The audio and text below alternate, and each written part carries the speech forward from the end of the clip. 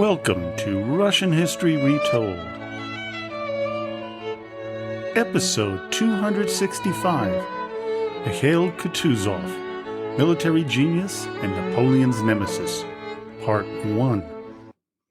Last time, we took a journey on the Trans-Siberian Railway. Today, we go back in time to the days of the invasion of Russia by Napoleon, discussing the life and times of one of his biggest enemies, General Mikhail Kutuzov.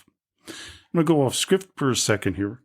One of the reasons that this series is, I'm doing a 5-part series on Kutuzov is not just because of him. And mind you, he was an incredible person in Russian history. The reason I'm doing this is because this time period in Russian history sets things up for the Russian Revolution of 1905 and 1917. It is after Kutuzov defeats Napoleon that the Russian army, especially the officers, were able to see how the rest of Europe lived. And then coming back home, seeing how bad things really were in Russia and that things needed to be changed. The next event would be the Decembrist Revolution after Tsar Alexander I took over, or died, and Nicholas I took over. And that was in 1825. So this sets up an incredible cascade of events in Russian history, which is why I think it deserves this 5-part series, rotating around a single man, Mikhail Kutuzov. Now, my primary source of information for this episode is the 2022 biography, Kutuzov, A Life in War and Peace by Alexander Mikhail. It is a massive work and coming in at over 500 pages with over 200 additional pages of notes and bibliography. Prince Mikhail Ilyanovich Golnishchev Kutuzov was born in St. Petersburg on September 16, 1745. His father, Lieutenant General Ilarion Matveyevich Kutuzov, had served for over 30 years with the Corps of Engineers and had seen action against the Turks. Wikipedia alleged that Ilarion served under Peter the Great, but that would have been kind of impossible, as he would have to have been 7 years old when Tsar Peter died. Of Mikhail's mother, we know almost nothing, except that she was highborn from the Bedrinsky family. However, recently uncovered historical data suggests that her name was Anna Ilarionovna Bedrinskaya.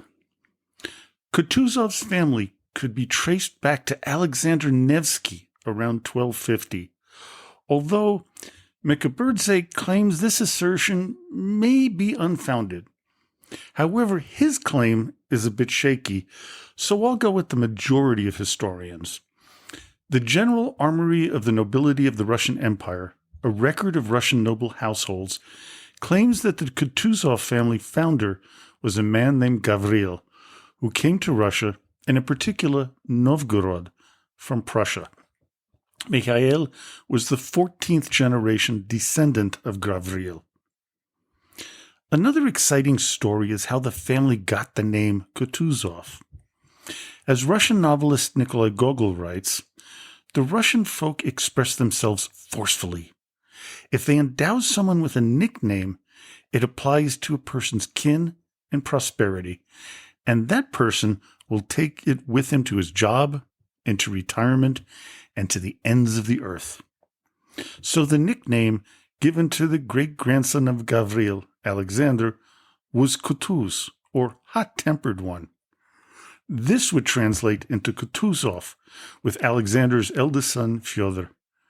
Another Kutuz, Vasily, married into a wealthy Novgorodian family, the Golenischchi, and became mayor of Novgorod. This was the start of the Golenischev-Kutuzov branch of the family, where Mikhail belonged. Over the years, they went in and out of favor with the Tsars until the Romanovs took control after the time of troubles. They would elevate the family due to their participation in several wars against Persia, Sweden, and Poland.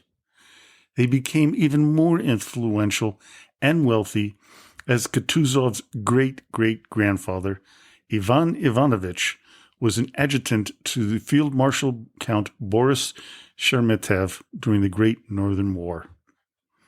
Ivan's grandson, Ilarion, would be Mikhail's father. Ilarion would have a distinguished career as a military engineer. His accomplishments included directing the construction projects at Kronstadt, Vyborg, and the St. Petersburg Arsenal. This was done under the reign of Catherine the Great.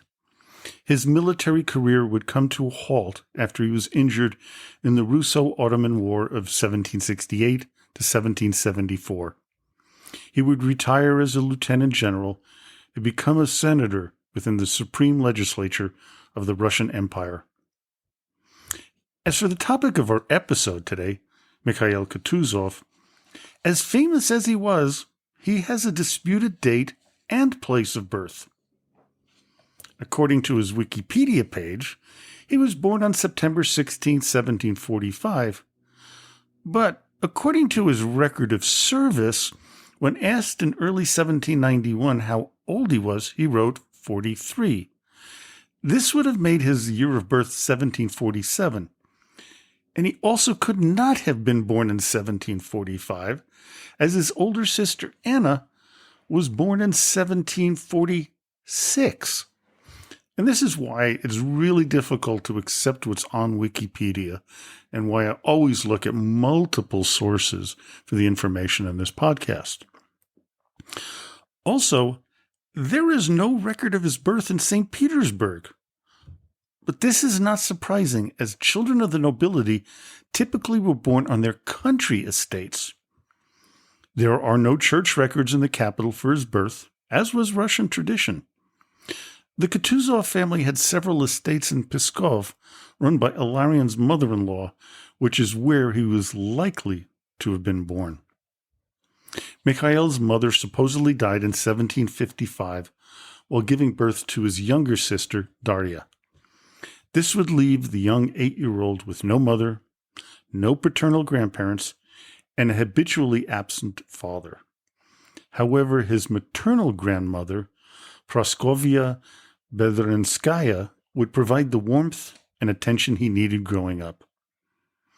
As a child, according to Mikhail, quote, Kutuzov stood out among other children for having not the slightest inclination for playfulness, always avoiding his peers and seeking the company of adults, whom he peppered with numerous questions. A pensive and precocious child, he was so curious that he could spend an entire day asking questions and listening to adults responding to his queries. As a member of the nobility, Kutuzov was probably taken care of by many souls or serfs on his family's estates. As Russian satirist Mikhail Saltykov-Shisherdin would write, the noble child, quote, grew up in the lap of serfdom, was fed on the milk of a serf woman, brought up by serf nurses, and witnessed the horrors of the bondage of serfdom in all their grimness. While the nobility had many perks and benefits, according to one foreign visitor, quote, the Russian nobility is the poorest in the whole wide world. Writer Nikolai Turgenev would add, quote, in some villages, there are noblemen whom you cannot tell apart from peasants either by their appearance or by their way of life and work. The Golnischev Kutuzovs were by no means part of the poorer nobility. Oh, quite on the contrary. They were part of the upper 2% who owned more than 500 souls. This was due to the family's faithful service to the monarchy. They were granted estates and serfs in 1633, 1659, 1663, and 1670. In 1673, they received additional estates by order of Catherine the Great, and those previously granted were confirmed. While many members of the nobility were woefully uneducated, this was not the case for the son of Ilarion Matveyevich. As noted by Mikhail, quote, Young Mikhail learned mathematics, geometry, history, and geography. He showed an aptitude for languages, learning German, French, and Latin. In later years, he gained proficiency in Polish, Swedish, and Turkish, and all this served him well throughout his long career. When Peter the Great reformed the Russian military, he made it obligatory that nobility serve, but with the understanding that they would begin as a private, moving up through the ranks based on merit rather than status. However, when Peter died in 1725, the creative aristocrats figured a way around the restrictions by listing them on the roster of a regiment pretty much from the day they were born. They would accrue seniority from day one, which allowed them to enter real service as a commissioned officer. We have very little knowledge of Kutuzov's childhood until he reached the age of 11, when he was admitted to the Joint Artillery and Engineer Noble School. The school was created under the orders of Empress Elizabeth in 1758. Kutuzov would be granted entry the following year, but was initially given a deferment. But that was short-lived, as his father would be given a commission in St. Petersburg, where the school was. The typical attendee at the Joint Artillery and Engineer Noble School would take 3 years to complete their studies. Kutuzov, though, was no ordinary student. He graduated in just 16 months. Mikhail was only 14 years of age, so it wasn't surprising when they asked him to stay at school for just a little bit longer. During his days at the school, Europe was enveloped in the 7 Years' War. With the Prussians on the brink of defeat by the Russian army, Empress Elizabeth passed away, with her son Peter III, a Prussophile, taking control and signing a peace treaty with the Prussians. Peter also signed the Manifesto on the Freedom of the Nobility, which freed the aristocracy from forced service in the military. However, this did nothing to derail Kutuzov's career, as he felt that service to his country was more important than living a life of a nobleman. In March of 1762, Mikhail was assigned to the staff of Prince Peter August Friedrich, Duke of Schleswig-Holstein-Sonderburg-Beck. That's a mouthful. He was a former Prussian turned Russian military leader who, while serving the monarchy in his newly adopted country, did not speak Russian very well. Therefore, Kutuzov was likely placed on his staff due to his knowledge of many languages. Unfortunately for the Duke, Peter was overthrown and murdered in 1762, replaced by his wife, Catherine. Mikhail would be transferred to a new command of his own, the Astrahansky Infantry Regiment, based out of St. Petersburg. Not Astrakhan, which many historians have claimed. Now, this would be the turning point of his career, as he would serve under one of the most outstanding military leaders in world history, General Alexander Vasilievich Suvorov. Many have claimed that Suvorov and Kutuzov developed a strong relationship during this time, but the truth of the matter is they were only together for 8 months. Also, since Kutuzov was still a mere 15 years old and fresh out of military school, this relationship would likely have been less than robust. Still, since Suvorov was already a legend, his influence on the young Mikhail was undoubtedly very powerful. One of the wily general's sayings was, quote, "Train hard, fight easy." He would also continue with the saying, "Train easy, and you will have hard fighting." Suvorov was also not a fan of marching, fanfare, parade drills, or ceremonial frills.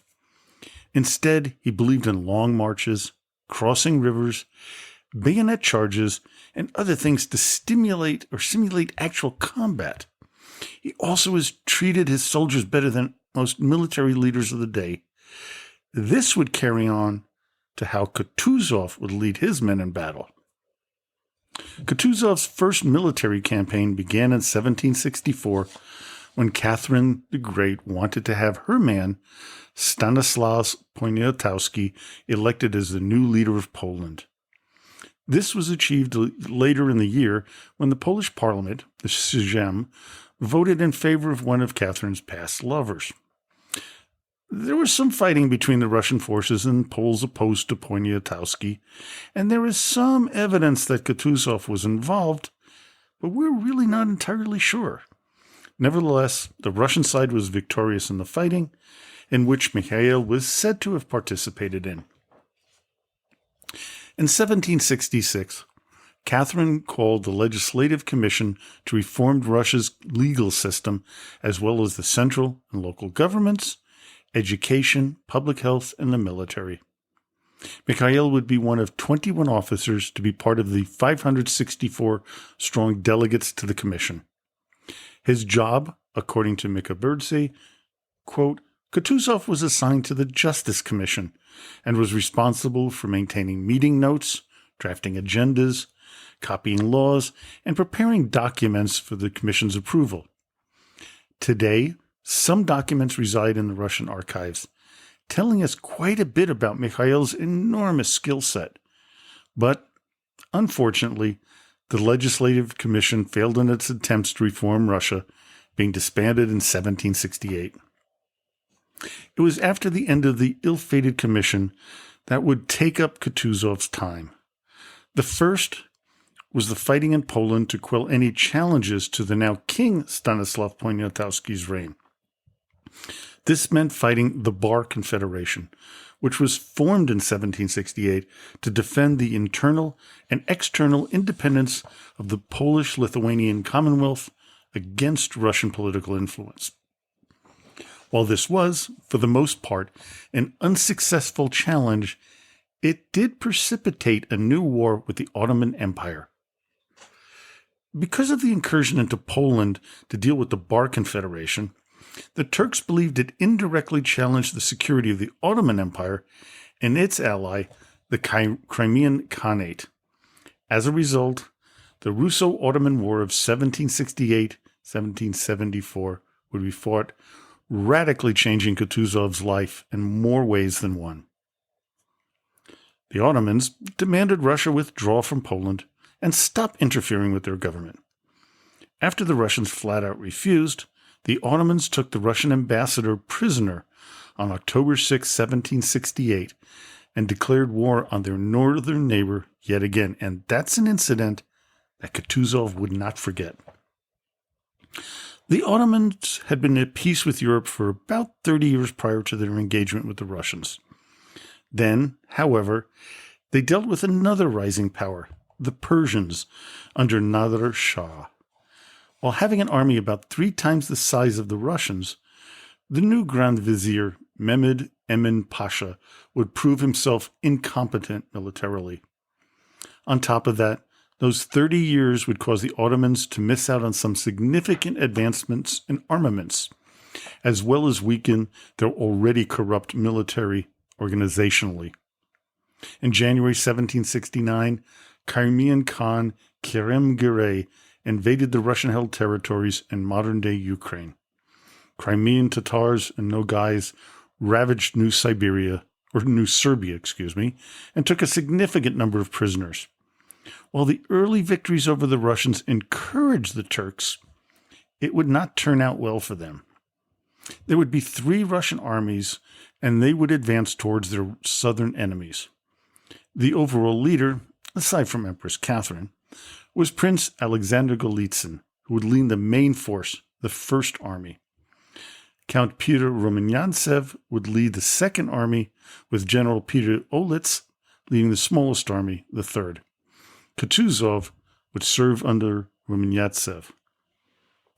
Rumyantsev was the son of one of Peter the Great's closest advisors.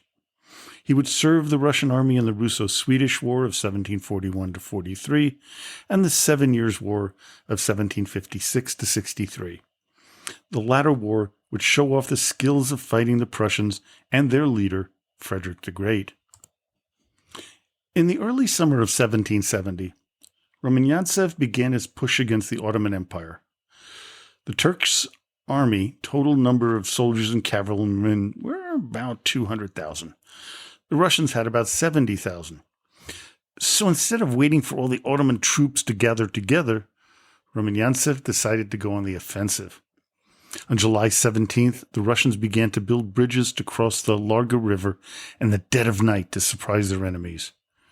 Then, at 4 a.m., they started their assault on the camp of the Turks. It would turn into a major rout. As Mikhail puts it, quote, "The Russian attack unfolded so rapidly and efficiently, by late afternoon, the battle was over. The Ottomans were forced to evacuate their main camp and flee, leaving behind over 1,000 killed or wounded, 8 banners, more than 30 cannons, and much of their supply train. The Russian losses amounted to 29 dead and 62 wounded. Kutuzov, who was now 23, did so well and heroically that he was promoted to premier major, skipping the rank of second major. Even though the Ottomans had an additional 150,000 men to confront the Russians, their forces were no match for their adversaries. Moreover, their years of peace had weakened them so much that they had no effective means of defending themselves. As Ahmed Rezmi Effendi, an Ottoman statesman, and Mikhail put it, quote, "The pashas gathered around them, a filthy horde of thieves and homeless who left nothing but destruction and ruin in their passage. The men of state, in order to maintain the proper pomp and circumstance in the wilderness, were accompanied by up to 1,000 red-cloaked, showy, personal retainers who were good for nothing but decorating the roadway. Effendi further complained that the camp followers were, quote, tent pitchers, servants, beggars, and hucksters, parasites, perhaps Jews and infidels, and the riffraff of Istanbul, who burdened the army and hampered its operations."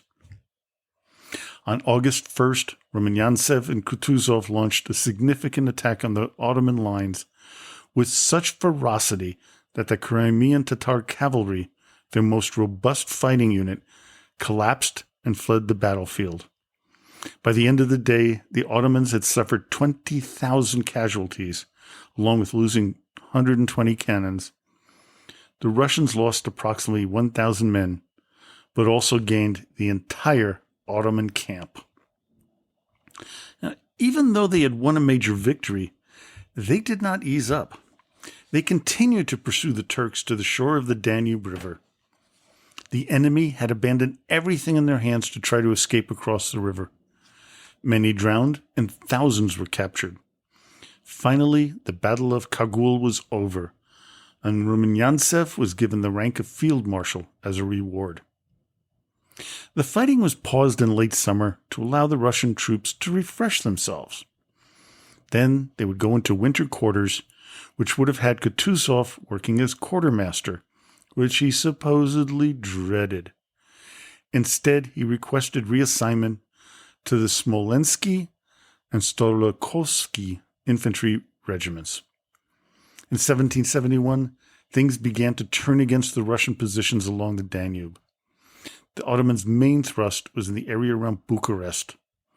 Despite having almost overwhelming numbers, the Turks again were no match for the tactical superiority of Rumyantsev and the fighting skills of the battle-hardened Russian troops. Kutuzov had a front-row seat in the battles against the Ottomans, learning valuable lessons. As he wrote before the war, he, quote, did not comprehend the war and had gained a genuine understanding of the art of war only under the influence of the great hero of Larga and Kagul. The next few years, though, would be extremely tough on Kutuzov. It would fundamentally change him from being a gregarious, witty, fun-loving senior officer into a serious and solemn man. The change would begin with the night of drinking during the spring of 1772. While hanging out with his fellow officers at a night spot in Bucharest, Kutuzov began telling stories about the battles and the preparation while doing impersonations, one of which was of Rumyantsev. While many in the group laughed at the performance, one of the men who supposedly had a grudge against Kutuzov reported the incident to Rumyantsev, who immediately removed Kutuzov from the list of men to receive awards for meritorious service against the Ottomans. He was also forced to leave the First Army. Kutuzov was lucky enough, though, to get a transfer to the Second Army in Crimea. The now disgraced officer was lucky to have made his way to the Crimea because his commanding officer, Prince Vasily Dolgorukov, deeply admired Kutuzov and valued his talent and experience. Kutuzov's father, though, he was extremely upset with his son and admonished him, telling him to rein in his behavior and act more like a real officer. It would begin the transformation of his personality.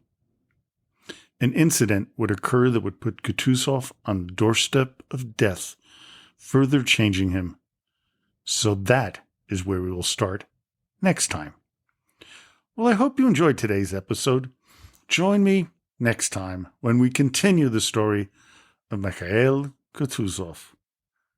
So until then, до свидания и спасибо за внимание.